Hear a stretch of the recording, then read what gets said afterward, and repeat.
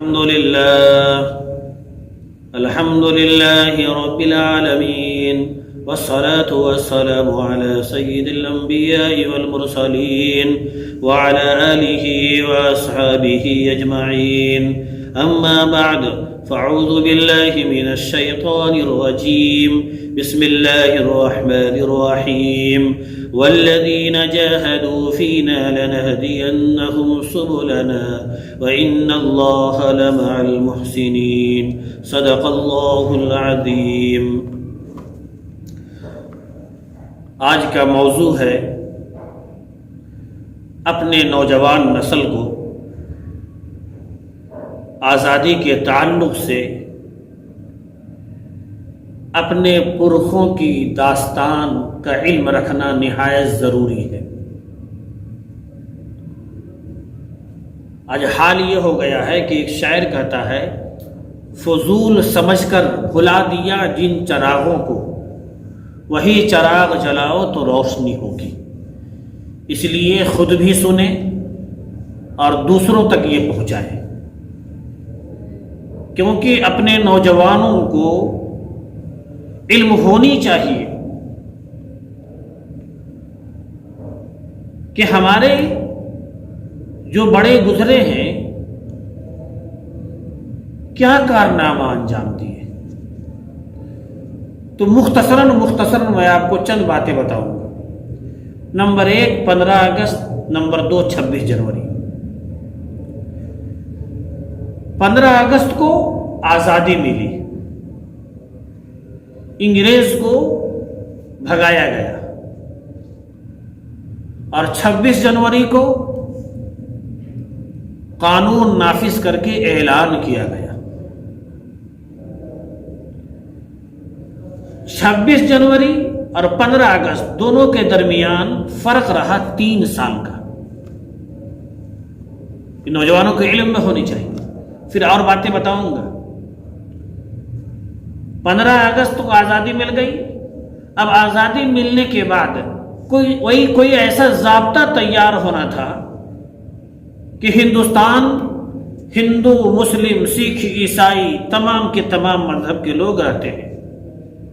ایسا قانون بنایا جائے جو سب لوگ اپنے مذہب کے مطابق آزادی کے ساتھ عبادت کرے، شادی بیاہ کرے، بچوں کی پرورش کرے، کاروبار کرے، زندگی گزارے. تو یہ قانون بنانے میں 3 سال لگ گئے. کتنے سال؟ 3 سال. یاد رکھیے گا. اور یہ قانون بنانے کی ایک کمیٹی بنی جس کے صدر ڈاکٹر بھیم راؤ امبیڈکر تھے. اور اس کمیٹی میں، یعنی قانون بنانے والی کمیٹی میں 34 علماء، پھر پڑھے لکھے لوگ، 34 علماء. اس میں مولانا حفظ الرحمان سیوہاڑوی، مولانا حسرت علی موہانی، مولانا ابوالکلام آزاد وغیرہ وغیرہ. پھر 3 سال کے بعد جب تیار ہو گیا تو 26 جنوری 1950 میں پارلیمنٹ میں سب لوگوں نے عہد لیا. اور اس وقت سے یہ ہو گیا کہ اب ہندوستان جمہوری ملک ہے. جمہوری ملک کا مطلب کیا ہے میرے نوجوانوں؟ یہ بھی سننے کی چیز ہے. جمہوری ملک کا مطلب یہ ہے کہ عوام کی رائے، عوام حکومت کرے گی، اور جو حکومت کریں گے وہ عوام کے مطابق کریں گے، عوام سے الگ ہو کر نہیں کریں گے. یہ ہے جمہوری ملک. اب عوام میں ہندو، مسلم، سکھ، عیسائی سب لوگ رہتے ہیں. سب کے مطابق حکومت کی جائے گی، کسی پر ظلم زیادتی نہیں کی جائے گی. یہ تو ہو گیا آزادی کے تعلق سے. اب یہ ایک اور 2 بات جو بڑی اہم ہے، جو لوگوں میں مشہور ہے کہ 1857 میں آزادی کی لڑائی ہوئی.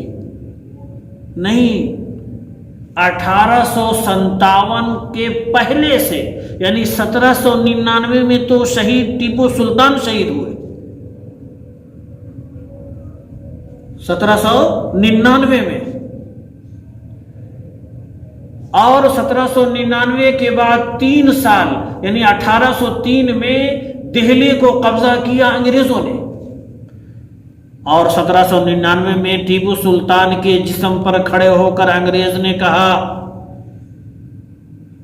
کہ اب پوری ہندوستان میں میرا حکم چلے گا، یعنی ایسٹ انڈیا کمپنی کا حکم چلے گا۔ اس نے اعلان کیا۔ اسی وقت ایک مرد مجاہد عالم دین شاہ عبدالعزیز محدث دہلوی رحمۃ اللہ علیہ نے یہ اعلان فرمایا کہ آج فتویٰ دیا جا رہا ہے کہ تمام مسلمانوں پر فرض ہے کہ انگریزوں سے لڑائی کرے۔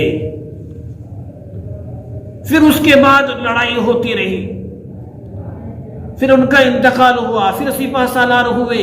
حضرت شاہ عبدالعزیز محدث دہلوی رحمۃ اللہ علیہ کے ایک صاحبزادے اور ایک شاگرد، ایک علماء کی داستان ہے، اور ہوتے ہوتے پھر کچھ وقفہ رکھا گیا، شکست ہوتی چلی گئی تھی۔ اب 1857 میں ہندو، مسلم، سکھ، عیسائی سب مل کر دہلی سے یہ شروع ہوا اور پورے ہندوستان میں آگ کی طرح پھیل گئی کہ انگریزوں سے لڑنا ہے۔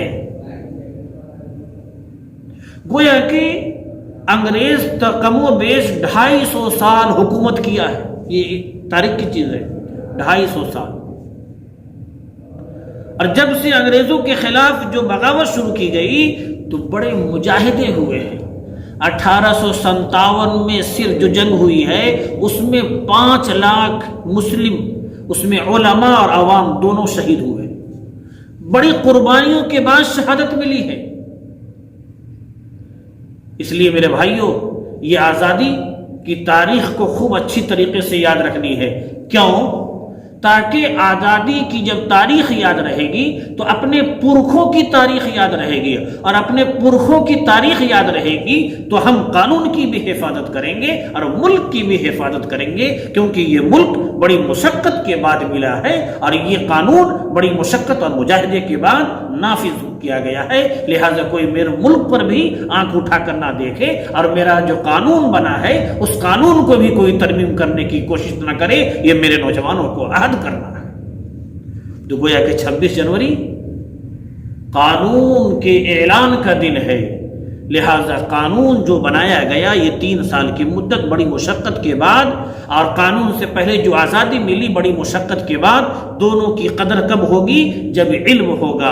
اب کوئی مال آپ کو وراثت میں مل گیا، اس کی اہمیت الگ ہے، اور کوئی مال آپ نے خود کما کر کے اکٹھا کیا، اس کی اہمیت الگ ہے، اس کو ضائع ہونے میں آپ کو تکلیف اتنی نہیں ہوگی جتنی تکلیف آپ کو محنت کر کے ملی ہے یہ مال۔ اسی طریقے سے تاریخ یاد رکھیں گے اپنے بزرگوں کی، اپنے علماء کی، تو آپ کبھی بھی ایسا نہیں محسوس کریں گے کہ ملک پر کوئی ترچھی نگاہ سے دیکھے گا آپ اس کو نظر انداز کر دیں گے، کوئی قانون کو بدلنا چاہے گا آپ اس کو نظر انداز کر دیں گے، کیونکہ ہر وقت ذہن میں یہ کھٹکے گا کہ ہمارے پچھلے اکابرین، مسلم عوام، علماء، ہندو، مسلم، سکھ، عیسائی، تمام لوگوں نے اپنے جانوں کی نذرانہ پیش کیا، اپنے گھروں کو چھوڑا، اپنے سب کچھ کو چھوڑا۔ لہٰذا ہم ایسے ہی اب میرے ملک میں کوئی آنکھ اٹھا کر نہیں دے سکتا اور میرے کوئی قانون پر کوئی انگلی نہیں اٹھا سکتا اور قانون کو چینج نہیں کر سکتا۔ اس لیے تاریخ کا علم ہونا نہایت ضروری ہے۔ اللہ رب العزت ہمیں بھی علم سیکھنے والا بنائے، آمین یا رب العالمین۔ وآخر دعوانا الحمد للہ رب العالمین۔